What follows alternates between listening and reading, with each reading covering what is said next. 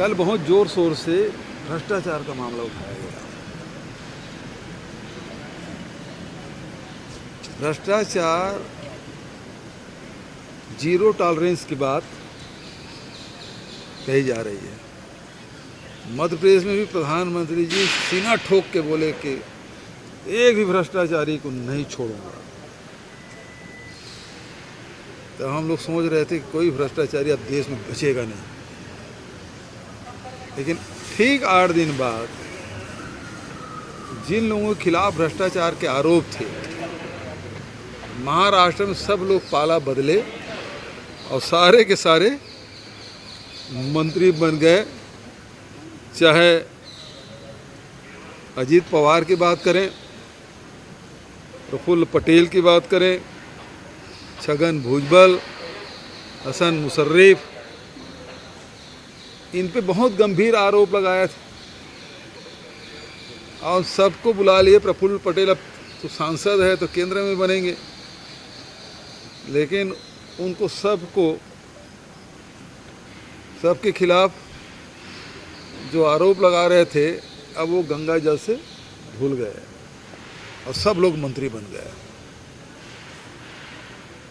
तो इसका मतलब ये है कि किसी भी भ्रष्टाचारी को नहीं छोड़ूंगा, ये जो कह रहे हैं उसका अर्थ ये है कि किसी भी भ्रष्टाचारी को वो भारतीय जनता पार्टी से बाहर देखना नहीं चाहते।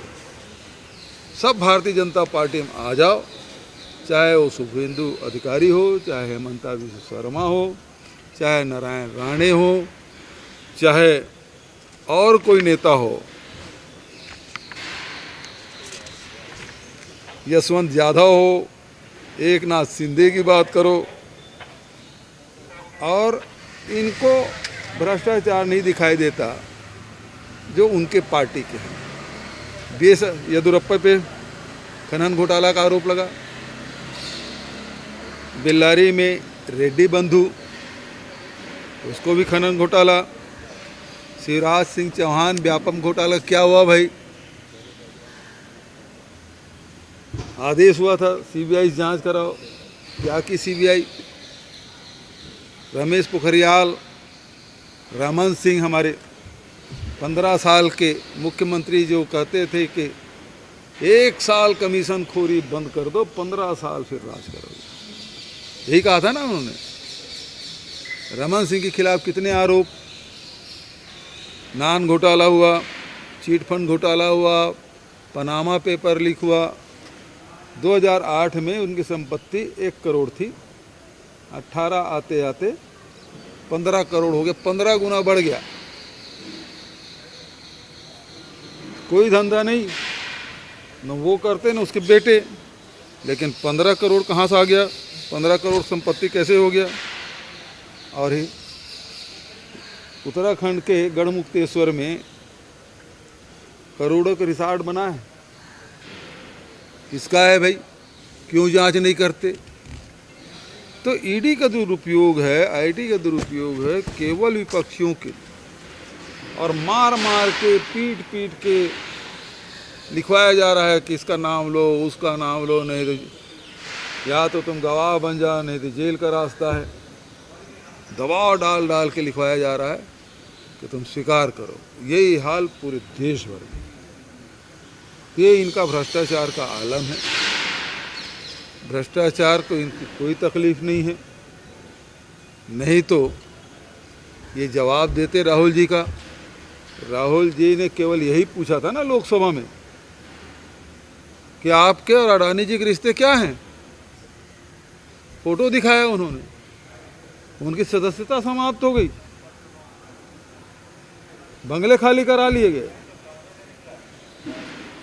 ये स्थिति जिस कर्नाटक में 2019 की घटना,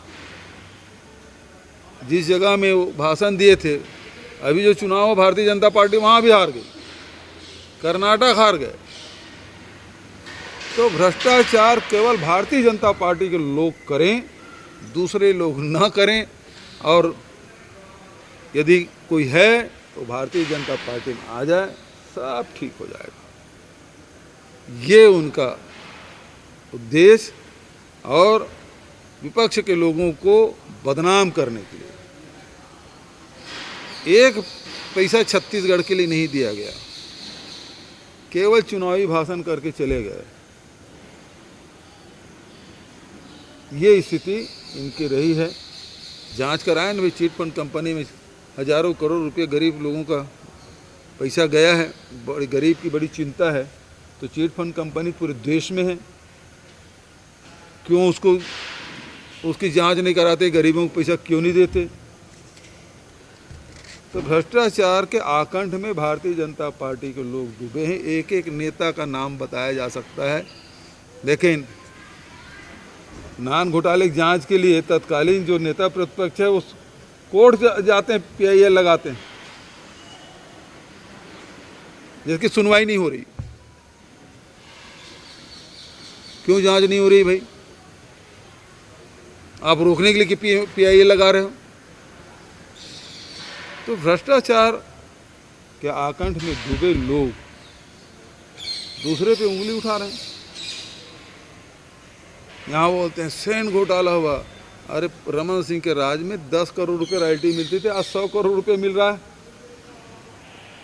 कैसे घोटाला? शराब घोटाले की बात करते हैं, 3900 करोड़ उनके समय राजस्व आता था 2017 में, आज 6500 करोड़ हो गया। और यदि घोटाले की बात करते हैं तो ये क्या बोलते हैं, होलोग्राम बदल दिया गया। तो होलोग्राम लगता कहाँ है भाई? फैक्ट्री में। तो फैक्ट्री मालिक और कोई अधिकारी कर लिया तो उसकी जांच होनी चाहिए। लेकिन जो फैक्ट्री मालिक डिस्टिलर हैं वो खुले घूम रहे हैं, उसकी संपत्ति भी जब्त नहीं हुई है। कार्रवाई तो उन पे होना चाहिए था, उन पे तो कार्रवाई नहीं कर रहे हैं। सेटिंग हो गई होगी तभी कार्रवाई नहीं हो रही है। तो सबसे ज़्यादा फायदा कौन पाएगा? जो डिस्टिलर है। तो उसके खिलाफ यदि राजस्व हानि एक तो हुई नहीं, 3900 से 6500 करोड़ बढ़ गया, 1.5 गुना से अधिक बढ़ा। दूसरा यदि है तो हमने तो नोटिस दे दिया, भैया तुमने गलत किया है, बताओ। राज्य के राजस्व में गड़बड़ी नहीं होने देंगे, एक एक पाई वसूल करेंगे। आबकारी विभाग की तरफ से तीनों डिस्टिलर को नोटिस दे दिया गया है। बताओ तुमने होलोग्राम में यदि गड़बड़ी की है, बिना होलोग्राम लगाए, बिना टैक्स पेड किए यदि वेयर हाउस में जमा कर रहे हैं तो आपसे वसूली क्यों न की जाए? अब इसमें आरोप लगा रहे हैं शराब घोटाला। तो जो जहाँ से शुरुआत हो रही है उसको तो पकड़ नहीं रहे। ये इनकी स्थिति। सीएम साहब तो क्या है, जब उनके दाएं बाएं आजू बाजू चारों तरफ आग लग गया है, मालूम नहीं कब वो उस आग में जल जाएंगे। उस भय से हैं वो होलिका टाइप का अपना पहन करके बैठे हैं, लेकिन आखिर अंततः होलिका को भी जलना ही पड़ा था। तो ऐसे ही उस भ्रष्टाचारियों के पूरे चारों तरफ से वो घिरे हुए हैं। और अब सारी जो चीज़ें हैं वो कार्रवाई जिसको करना है कर रहे हैं। और मोदी जी ने जो ऐलान किया है कि भाई कांग्रेस की गारंटी भ्रष्टाचार करने की है और हमारी गारंटी भ्रष्टाचारियों को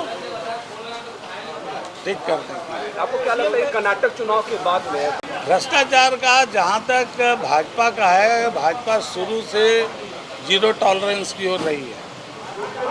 और आपने देखा होगा कि जिस समय पिछली सरकार के समय नान घोटाले का आरोप लगा, उस पर जो भी संबंधित लोग थे उन पर कार्रवाई हुई।